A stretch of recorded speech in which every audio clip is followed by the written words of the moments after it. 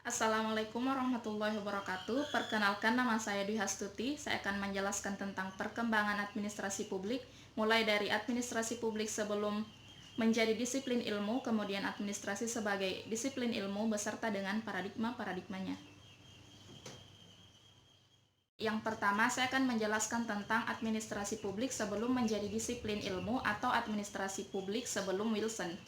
Pemikiran Konfusius dari Plato, Aristoteles, Machiavelli, Montesquieu, Rousseau, Bonin, Hegel, Vivian, dan Mill sudah mengenal administrasi publik, di mana salah satu prinsip yang disampaikan pelayanan publik harus memiliki moralitas yang baik, atau pihak yang memerintah harus memberikan contoh yang baik pada pihak yang diperintah. Dengan kesimpulan bahwa berdasarkan tulisan kuno atau jauh sebelum Wilson, administrasi publik sudah gencar dipersoalkan. Administrasi publik sebagai disiplin ilmu. Perkembangan administrasi publik sebagai disiplin ilmu mengalami beberapa proses pergantian cara pandang.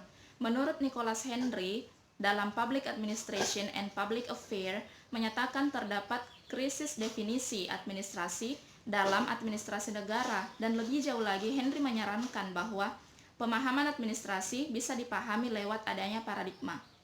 Kemudian Henry mengutip pendapat dari Robert T. Golembowski bahwa standar disiplin ilmu mencakup lokus dan fokus. Lokus adalah letak atau kelembagaan dari administrasi berada, sedangkan fokus adalah sasaran spesialisasi dari bidang studi.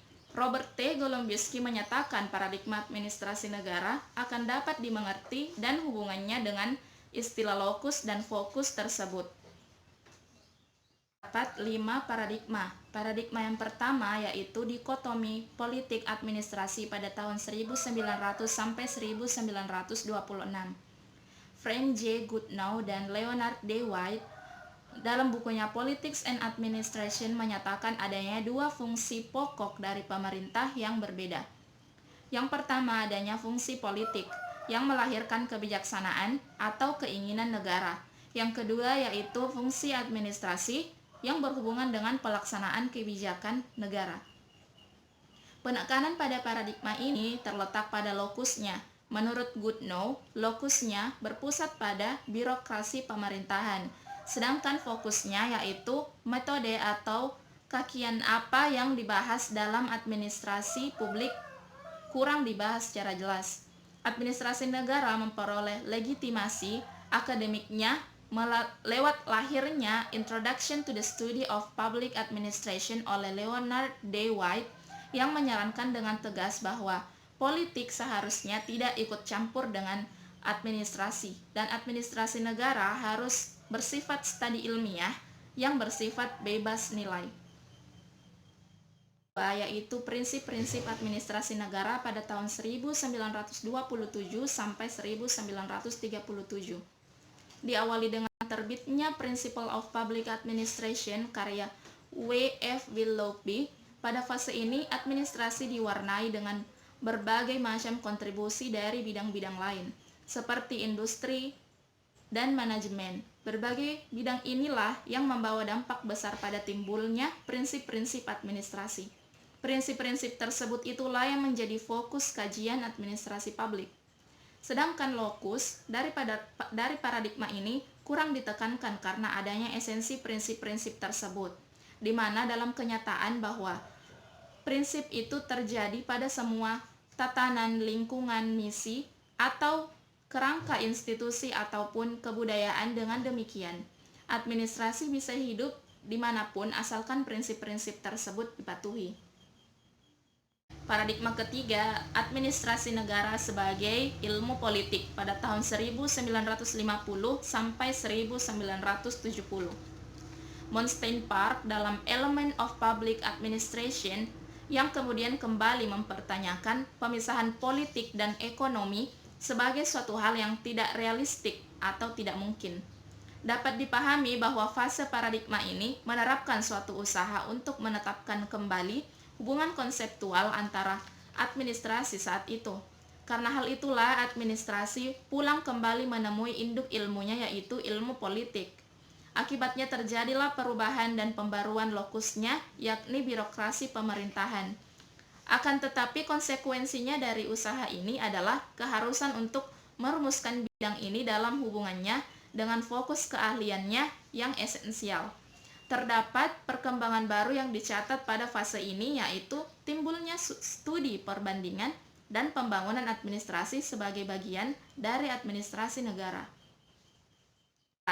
Administrasi negara sebagai administrasi pada tahun 1956 sampai 1970. Istilah administrative science digunakan dalam paradigma ini untuk menunjukkan isi dan fokus pembicaraan sebagai suatu paradigma. Pada fase ini, administrasi hanya menekankan pada fokus tetapi tidak pada lokusnya. Ia menawarkan teknik-teknik yang memerlukan keahlian dan spesialisasi. Perkembangan paradigma keempat ini bukan tanpa hambatan. Banyak persoalan yang harus dijawab, seperti misal, apakah jika fokus tunggal telah dipilih oleh administrasi negara, yakni ilmu administrasi, apakah ia berhak bicara tentang publik atau negara dalam administrasi tersebut, dan banyak persoalan lainnya. Yang terakhir yaitu paradigma yang kelima. Paradigma kelima, administrasi negara sebagai administrasi negara pada tahun 1970. Pemikiran Herbert Simon tentang perlunya dua aspek yang perlu dikembangkan dalam disiplin administrasi negara. Yang pertama, ahli dalam administrasi negara meminati pengembangan suatu ilmu administrasi negara yang murni.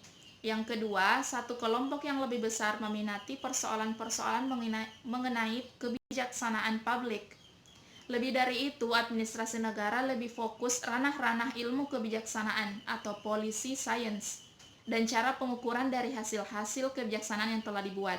Aspek perhatian ini dapat dianggap sebagai mata rantai yang menghubungkan antara fokus administrasi negara dengan lokusnya. Fokusnya adalah teori-teori organisasi, public policy, dan teknik administrasi ataupun manajemen yang sudah maju. Sedangkan lokusnya ialah pada birokrasi pemerintahan dan persoalan-persoalan masyarakat atau public affair. Itulah tadi yang sempat saya jelaskan tentang perkembangan administrasi publik, mulai dari administrasi publik sebelum menjadi disiplin ilmu, kemudian administrasi publik sebagai disiplin ilmu, beserta dengan paradigma-paradigmanya. Terima kasih. Assalamualaikum warahmatullahi wabarakatuh.